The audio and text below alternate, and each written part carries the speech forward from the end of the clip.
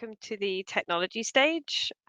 So this morning I have the pleasure of introducing Maria. She is an R&D engineer from the Royal Netherlands Aerospace Centre.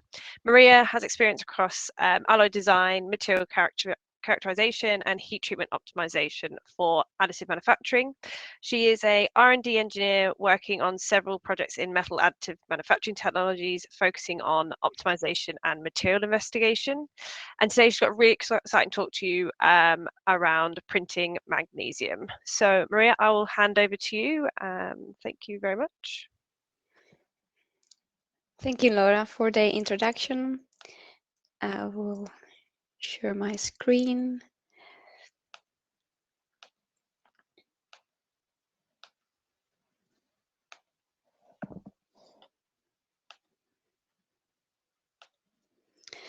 Okay, so thank you very much for joining. I will try to answer this question. Is it possible to print magnesium? Although you might expect that the answer is yes. Well, I will explain you how it's possible to print magnesium. First of all, I will tell you a bit brief introduction about myself. So as Laura already introduced me, I'm R&D engineer at the Royal Netherlands Aerospace Centre. But well, my career in additive manufacturing already started in my bachelor in 2011, where I was working on powder bed fusion of tantalum and tungsten, so way heavier than magnesium. And well, over the master's and PhD, I've also investigated other materials. But now I will explain you a bit what we do at NLR. Maybe not all of you are aware about our capabilities. So in brief, we are one-stop shop. So we try to cover most of the stages of aerospace applications. We are located in several places in the Netherlands. In my case, I'm based in Magnesium in the northeast of the Netherlands. We work for civil and defense applications, although not only on aerospace, but sorry. And yeah, I don't know how this is moving. I just touched the, anyway. Oh, sorry. Okay. So within NLR, we have an additive manufacturing team, which is called Metal Additive Manufacturing Technology Center, or MAMTech. And there we combine our knowledge, experience, and facilities in order to understand better the additive manufacturing process. So you can see on the right-hand side, we have three pillars. So from one side, the materials, then testing, and then the design or simulation, and combining all these three pillars, and thanks to the nice multidisciplinary team that we have, we try to understand the different AM technologies better. We focus mainly on, well, besides other factors, on qualifications and certification, especially that has a high importance in aerospace sector. And the applications that we look at are high-tech, high-spec applications. We work with different AM technologies. First one is laser powered bed fusion. We have an SLM solutions machine. We also work with directed energy deposition with a beam machine. And we also work on FFF, or sinter-based metal AM, with Ultimaker or manufacturing machines. But today I will mainly be focusing on laser powder bed fusion. So for powder bed fusion, we focus from one side on redesign and topology optimization, also on production and powder process optimization. We work on new material development, and that is one of the motivations that we started with magnesium. We also look at process monitoring system, and then the most common materials that we work with are listed there. And below you can see some of the parts that we have produced over the last years. And now, is it possible to print magnesium? Yes, but well, you should take some factors into account. First of all, not all of you might know about magnesium.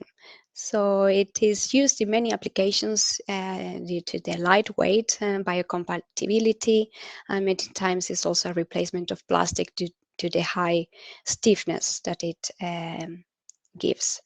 But of course, if you look at maybe more general, you might know that some fireworks are magnesium is used for fireworks, or powder for climbing, or some pills. So is it really possible to print? Isn't it dangerous, considering that we can use it for the flash of the cameras or for the fireworks? Well, it's challenging. But let's see first the opportunities that it gives for the aerospace applications. As I said, it is a low density and has a high specific strength, this material.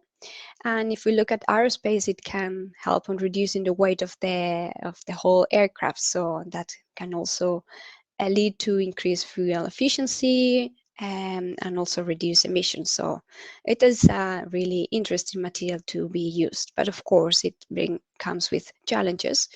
And the first main challenge that we encounter, because this project we didn't start last year, but we started several years ago, and that was the main milestone, the good feedstock.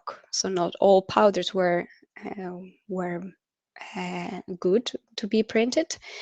And besides the powder, just the material has a low boiling point, so it easily evaporates, which generates a lot of fumes. That is not good. You don't want to have many fumes in your machine. Besides that, it has a high reactivity with oxygen, and that leads to very many instabilities during the processing. So considering that and what I mentioned before, the feedstock, that's the main challenge and the first challenge that you will encounter. After searching different alloys, this is the alloy and powder that we used at the end, which led to very good performance. The alloy composition, you can see it on the right-hand side, and the SEM image on the bottom. And the main characteristics that powder should have for powder bed fusion is to have a good spreadability. You can imagine that if processing is difficult, also producing the powder is also very challenging, and having these spherical particles with very few satellites that have good flowability. So that is one of the first steps. And of course, no contamination. We want to have as pure material as possible. So once having the powder selected and characterized, then the first step is having the process parameter optimization done. And for first step is determining the key parameters. If you are familiar with powder bed fusion, well, this is a very common procedure for any alloy or any batch that you receive. So then by defining those key parameters, in our case where the laser power, scan speed, and also hatch spacing, we define the parameter window. And with that, we print the thin walls that you see on the right-hand side and the blocks, and we analyze them. But going to more details, so on the top you see the thin walls. This would be a cross section. We basically print one track and each wall, and we overlap the different tracks, and each wall has one power and speed combination. For the block on the bottom, within one block, we vary the hatch spacing. So on the left side, we have a very small hatch spacing or hatch distance, and then towards the right, we increase that. That way, we can also optimize within a few blocks 3 parameters: the laser power, scan speed, and hatch distance. And the evaluation is by looking at the cross sections, so you can see here. So we analyze the polished surfaces, and there we evaluate the porosity, roughness, and thickness. So with this method, we can build a minimum amount of blocks, and within one build job, we can optimize the contour and the hatch parameters. And with the automatic analysis, it goes very efficiently. So here on the right-hand side, you can see an example of some parameters where on top we look at the thickness, and the color code means micrometers, thinner in green, thicker in red. Then the roughness as well, and the porosity. So with that, we kind of have a compromise between the 3 parameters, and we can select the best results. Once we've done the process optimization, we have the optimum parameters, then we can move to this design guidelines by producing a benchmark part. But first, we need to observe which are these design guidelines. Of course, if you are familiar with powder bed fusion, you can use the general design guidelines. Some of them, you can see them on the top right side. And with that, we created this benchmark part that you can see on the bottom. With that, it helps understanding the design limitations, and considering that we have a new material and challenging material, the effect of it in these kind of geometries will be very different compared with other easier materials. This way, we can also verify the optimized parameters by looking at cross sections and also the microstructure. Here you can see on the right-hand side the produced parts. So we were really happy after printing this. They were looking very well, and by making the cross sections, we could see also the quality. So we could see that it was a homogeneous structure with a low amount of porosity. Although we could see some lack of fusion porosities in some areas, but overall was a very high dense material. Looking more closely with the scanning electron microscope, we could see the typical melt pool structures that you can see with the dotted orange lines. But at the same time, and we were not able to see that with the optical microscope, we saw some microcrowds around 10 to 50 microns. And we are still investigating the cause of them and how to avoid them.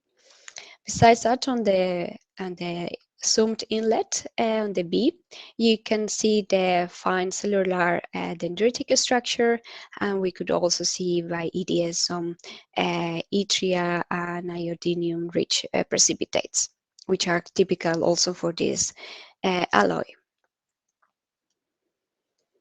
So after successfully producing that benchmark part, we can move to the demonstrator. In our case, we based it on a vertical lift application, considering a magnesium cast part, and we did some redesign, of course, to make it printable and also to reduce further the weight. And the final version, you can see it on the right.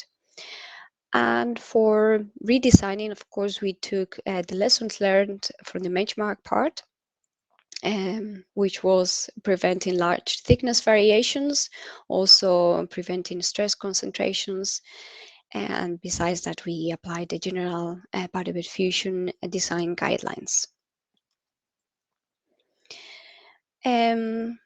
As I told you before, we are a big team, multidisciplinary team, and there we also work with our simulation guys that help us understand where things could go wrong. And during the simulation, it was observed hot spots in this region, as you can see on the right-hand side, that was really observed during production. there was some burning due to local heat concentration. So we decided to add some supports. We've observed that maybe with printing with other materials, this feature would have been printed without any problems, but well, we have new material and their magnesium is a bit more susceptible to this kind of heat concentrations.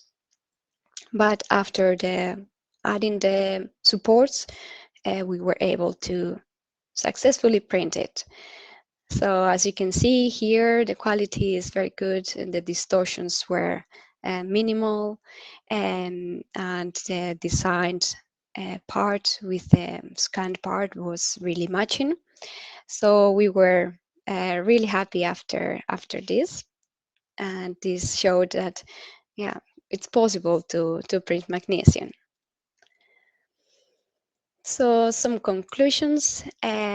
Well, we observed during the last years that magnesium additive manufacturing is challenging, but well, mastering the process and also selecting the right composition and powder characteristics, it can lead us to a very good print job. We have demonstrated that with the demonstrator as well as the benchmark part. The selection of the parameters, that's also another challenging step because not all the parameters lead to good properties, and maybe we can find a narrower window where the optimum parameters are used. And while looking at the microstructure, we can say that we have an homogeneous fine microstructure, which can lead to very good properties. We didn't reach to that stage yet for mechanical performance investigation, but that will be our next steps.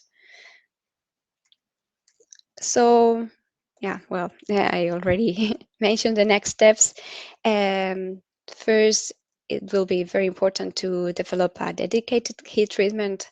As you know from other materials, when you process it with additive manufacturing, the performance microstructure are totally different to the conventional manufacturing. So this would require also a dedicated heat treatment.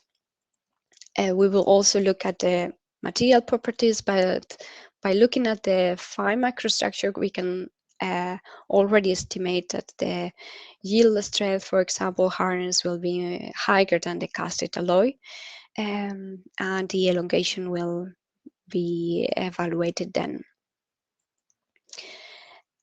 With this work, we can also do the first steps for industrialization of magnesium AM process.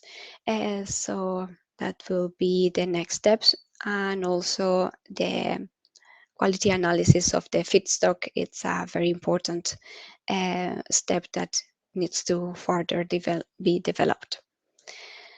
So with this, I will finalize my presentation. You can find more information in this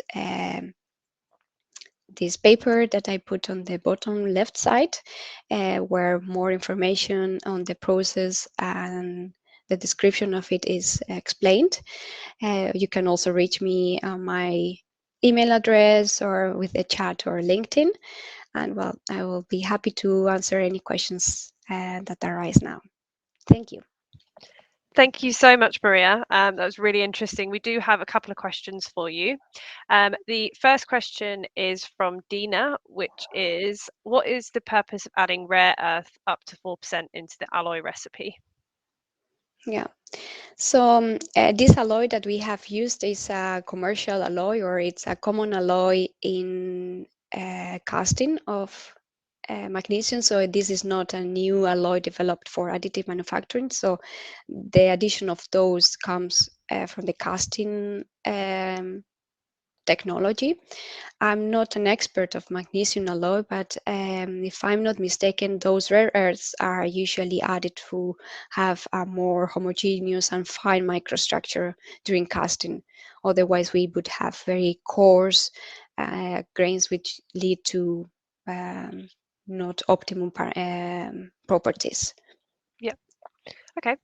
And the second question we have is from David, which is there any risk of the powder igniting, and what kind of inert gas do you use? Mhm. Yes, that was the first question that we had, like, what will happen if we put it in the machine? We have a laser, okay, we have argon, there might be some oxygen, but well, we did not encounter any problems. And if you also see that we are working with aluminum and titanium, which are also very reactive, yeah, Okay, great. it applies the same. And we are using argon as inert Yeah. atmosphere. Yeah. Okay, great. We did have one more question pop into the chat, which is was the final product shown in the slide post-treated after build? The post-processing of the finishing, you mean? Mm. Yes. The parts, so we had some support structures, they were removed manually. Also, the part was EDM from the base plate. Then there was some grinding, minor grinding to remove those leftovers of the supports, and then some blasting. Okay, brilliant. No, So they looked really, really great. It was really impressive work. Thank you so much for joining us. And thank you. thank you everyone for participating. And enjoy the rest of the conference.